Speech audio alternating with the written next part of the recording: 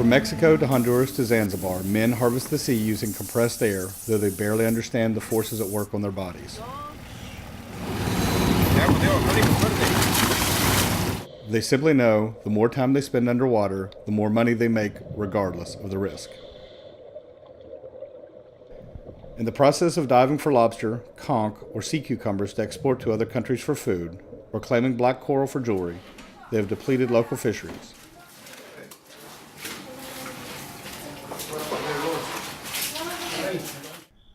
It's not uncommon for harvesting divers to be stricken with decompression sickness, known as the bends. This can lead to paralysis or death.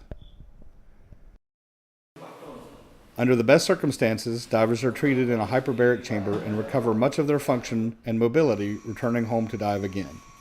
Best cases are rare, though, leaving many men permanently disabled. No one knows how many harvesting divers around the world have suffered this fate.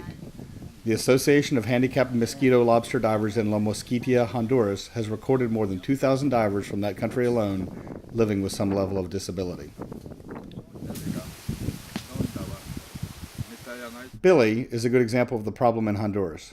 When he arrived at the hyperbaric chamber, he was 27 and had been diving for 5 years.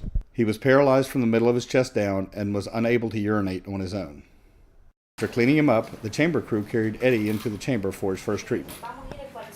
The standard treatment for anyone with the bends involves breathing 100% oxygen in the chamber at 60 feet of pressure. Being treated for the bends is as foreign to these divers as the diving itself. They live in small villages between the sea and the rainforest. These villages are often only accessible by boat with no electricity or running water. Homes themselves are built on stilts to protect from floods. The devastation caused by their disabilities destroys lives and families for these divers once they return home.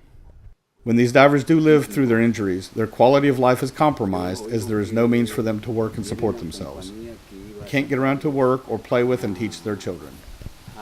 Most of the time, these physical disabilities are a death sentence for harvesting divers.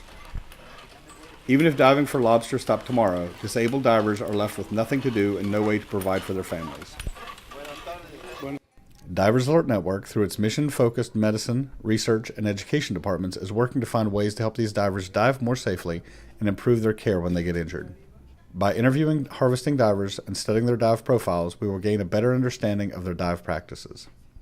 Dan's staff also offers training and lectures for the divers to help them provide care for each other when a diver is injured. Through the Recompression Chamber Assistance Program, Dan is supporting local hyperbaric chambers with additional training and equipment.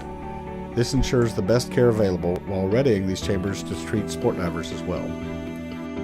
Through this effort, Dan hopes to improve the quality of life for harvesting divers while gaining knowledge to make diving safer for everyone.